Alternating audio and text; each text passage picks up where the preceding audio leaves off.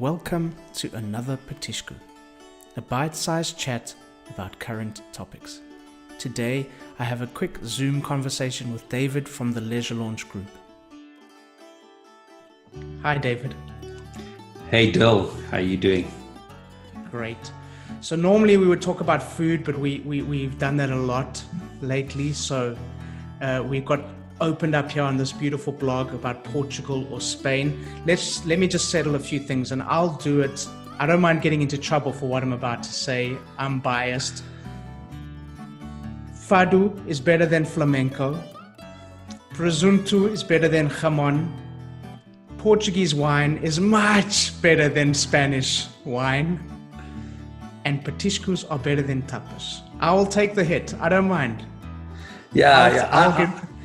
I need to be careful because, I often go to Spain. So just in case they catch me there at the border, but exactly. So I'll take the hit for it. Yeah, petisc better than tapas. Yeah, by a long shot, by a long mile. So that one I'm prepared to take a risk with. Exactly. But this banter that goes on with the Spanish is, they are cousins. They call us the hermanos. When they beat us, they don't really refer to us as the hermanos. But when we beat them, then hermanos. But there you go. Well, then there's a really obvious one. Who are the European champions of football? Let's just move on. Exactly. Okay. Let's say. We've got this, but this blog article that we've got here, and this Petishku is going to be about the differences between buying property in Portugal and buying property in Spain. We both have a lot of experience of people coming out and asking us these kind of questions. So let's jump into this blog here. The first part here that we've got, borders and national identity. This is becoming a bigger and bigger factor when you consider the two countries, isn't it, these days? Yes. People often forget that Spain is a fairly young country as a single unit, whereas Portugal has been around for, what did we hear the other day on your podcast, and that really interesting podcast that you had the other day about the monarchy? I mean, Portugal's been around for 900 years. So you'll find culturally we're more consolidated as a culture. Also, again, those that have visited Spain, there are regions in Spain which could just as well be different countries with different dialects, different cultures in many sense. But so I would say that our identity is a much stronger one. We don't have levels of Portuguese. We're all Portuguese and loyal to that one country. Yeah. So I mean, an obvious example with what happened recently with the Catalan province, this wouldn't happen in Portugal. No, not at all. Being the fact that it is such a consolidated country, our borders haven't changed in 900 years. I mean, there was a marginal change, which I learned the other day, a marginal change on one of the villages along the Portuguese border with Spain, which has Portuguese families, goes back a couple of generations, but was originally part of Portugal. These borders nowadays become less important, obviously, because we're all part of Europe now. So it's quite easy today along the Portuguese-Spanish border. You will find Spaniards that live in Portugal but work in Spain, and you'll find exactly Portuguese that go across and work in Spain as well. So the border's a lot more blurred than it ever was before. Yeah. They're having a big party today on the Spanish-Portuguese border. Today's the 1st of July, and the border's now officially open between Portugal and Spain. There's a big ceremony happening. It's exciting. Hermanos, we're back again. Nuestros hermanos, we're back. I know we can't hug. I'll probably be doing the elbow thing. Yeah. But you can be sure they'll be sending abraços. The Portuguese will at least send our cousins an abraço. Yeah. One of the other things that we get asked a lot, certainly in our line of work, is the cost of living. More and more over the last few years, we have people that are looking to come and live in Portugal, and this comes up, the differences between the cost of living here versus in Spain. Yes, I mean, we joke a lot about the cultural differences between the countries. Our languages are so similar, except the Portuguese will say we have a classic language and they don't. But the real difference for visitors that come to the Iberian Peninsula, which is the area that we both countries cover, the differences are for our foreign visitors are huge. Besides the culture, I mean, the cost of living in Portugal is lower. It's a lot lower than what it is in Spain, which has a lot to do with the fact that our minimum wage levels are much lower. Yes, but so people do immediately notice the difference. Yeah. It's actually quite interesting to see the actual statistic, which was done by our marketing team. It's 8.5% or 8.57% here, cost of living difference. That's huge. That's huge. Massive. On a huge, and you probably find that the statistic is generally, which normally it is taken from probably from the cities or from the metropolitan areas. When you go into the countryside, the gap probably even gets a lot bigger. Certainly, that's why we attract so many Spaniards to the Silver Coast, is because our cost of living here is a lot lower. Yeah, I mean, this is a big factor at the moment. You know, I don't want to talk too much about Corona, but this is something that's now going to influence the way we live our lives going forward. Looking at how much is it going to cost me and my family to live, to eat, to enjoy our lives. This is becoming a massive factor in the world. Yes, this is the advice that a lot of economists are coming forward with, investors are coming forward with post-Corona, that people are saying, well, what is the world going to look like after this? One of the real things that we are going to have to do is lower our cost of living. And which starts to make places like Portugal, and to be fair, on Spain, far more attractive than our northern European neighbors. Big time. Big time. You know, if you're from the UK or Spain or Germany, the Benelux countries, Belgium, Holland, or the Scandinavian countries, if you have a pension from one of these countries and you decide to come and live in Portugal, man, you can have the life of a king. You can literally live the life of a king, because our cost of living is so low comparatively to those countries. Yeah. And Portugal is, between the two countries, certainly for cost of living, is favored by most visitors. Yeah. Well, I think the only thing that they trump us here is it's cheaper to get diesel in Spain.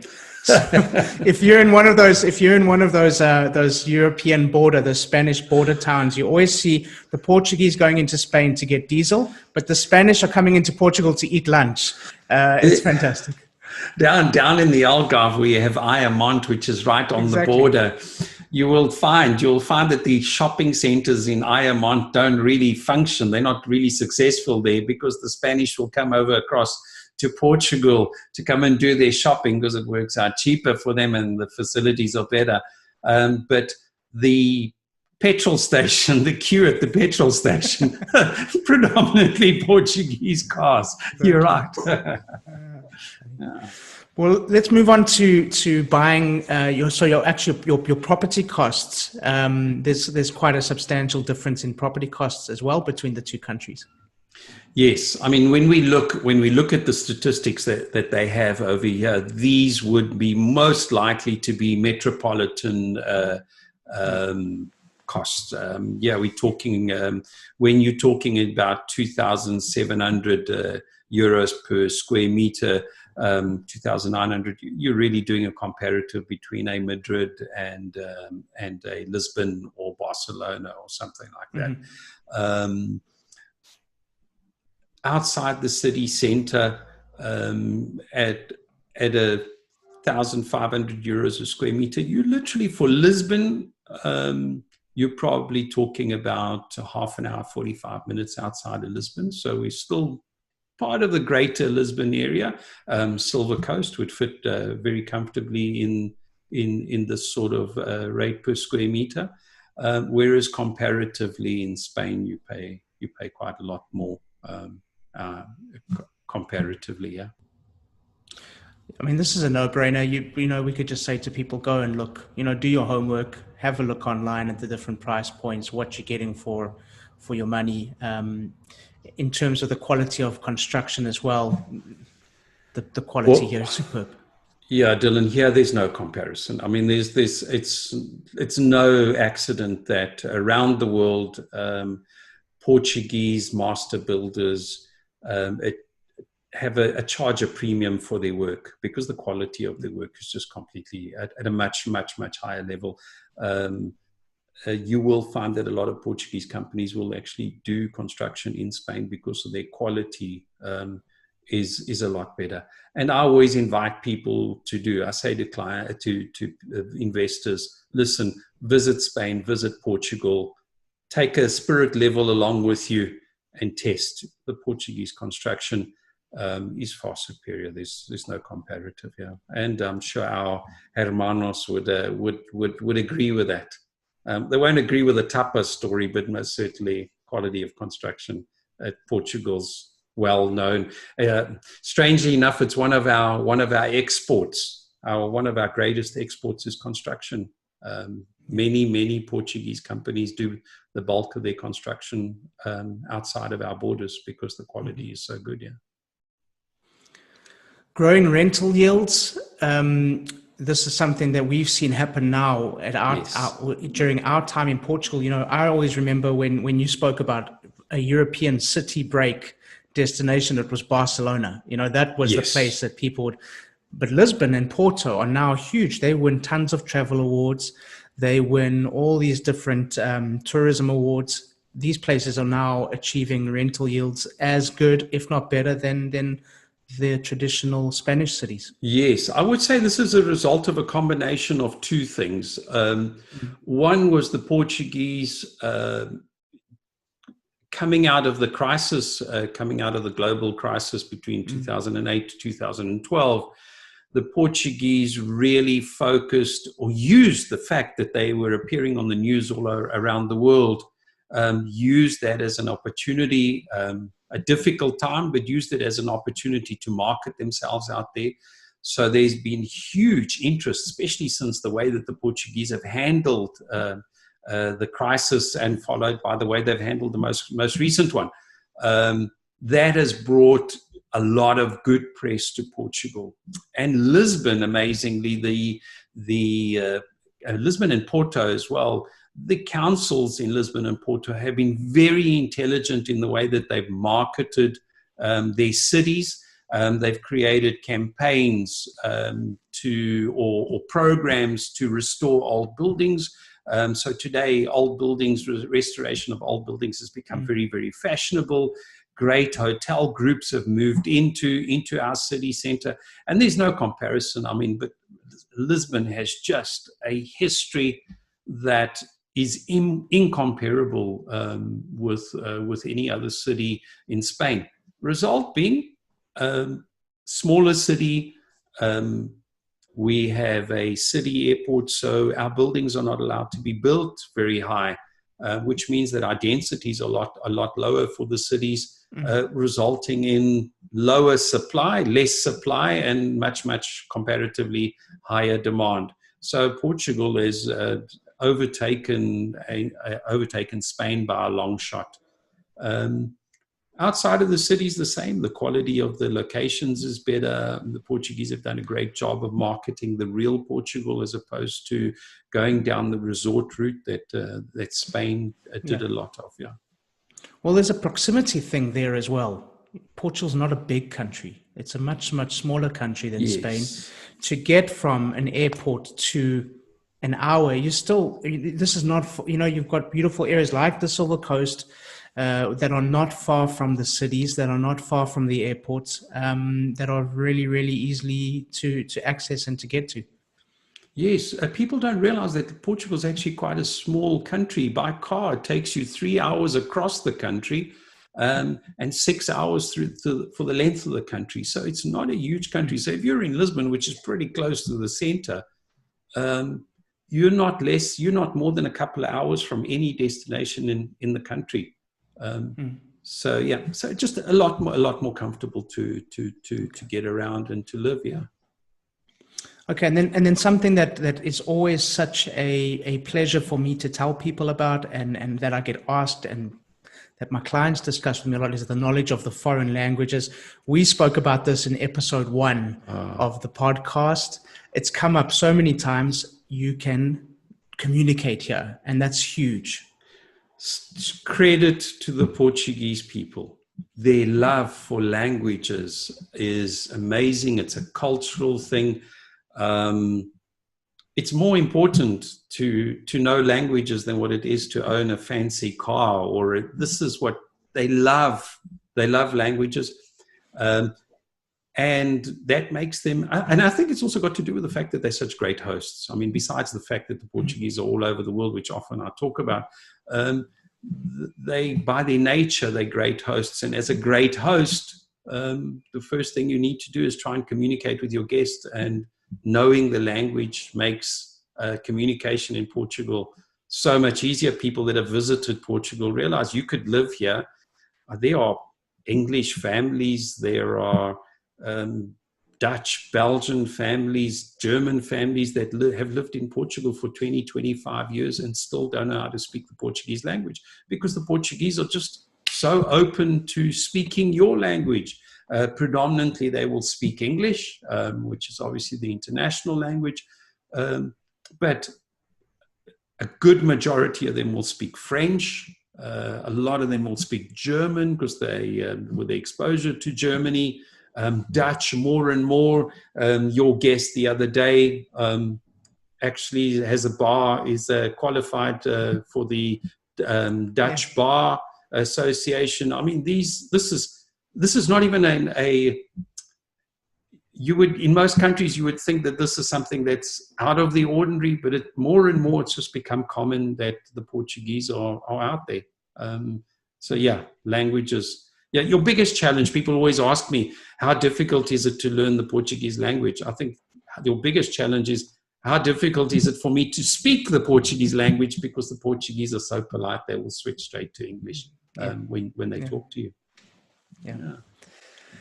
Another thing that you and I have had a lot of experience in is the investment programs. Both Spain and Portugal have got some, and Portugal have got some really good ones that are still in play at the moment. The tax programs have been hugely successful.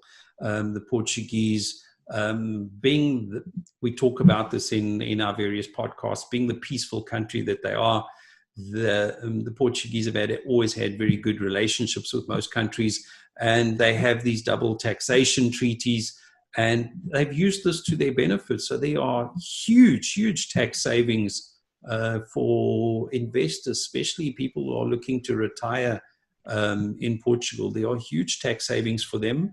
And if you have the ability to set up a business in another country, or you're not, possibly if the internet is your marketplace, Portugal's got to be one of the top countries for you to consider to do both. Have a very good tax rate, a very efficient tax rate, combined with the amazing lifestyle that the Portuguese have to offer. Yeah. Okay, people can listen to episode 3 of our podcast. That's got information about some of these tax programs, which will be very helpful. Of course, yes. Sophia's a lovely guest. Lovely. Yes. Yeah. You will love Sophia. Okay. Look up Sophia. She's great. She's wonderful. She's really good. Exactly. Wonderful. I also just want to do some housekeeping. David, you're going to be joining us for the next few Petiscos. We're going to be discussing a number of things. Portugal Realty is turning 25. We're launching a brand new website, so we're going to be talking about that. We want to also talk about something really, really interesting for people that are looking to invest here called the Simple Life Home Pack. That's coming up in one of our other Petiscos, as well as a couple of other advantages that people can use to their advantage when purchasing here. And we're going to be addressing those over the next few weeks. So people need to get used to our faces. We're probably going to lose some Spanish friends after this, but that's one of those things. Yeah, if they understand. I mean, the Spanish do understand. Let's be fair. Portugal's a much nicer country, so they'll understand. It's like that cousin of yours. They just somehow she's just prettier. She's just prettier than the rest. You're just like, oh God, we're taller, we're wider, but she's just way prettier. And that's what that's what Portugal is. It's just a way prettier country. David, thank you. I'll see you next week for another Petisco, and I'm going to let you call it. It's a Portuguese rap. Please subscribe, share with your friends, give us a thumbs up, and please leave a comment or a review. We'd love to hear from you. Welcome to the Simple Life.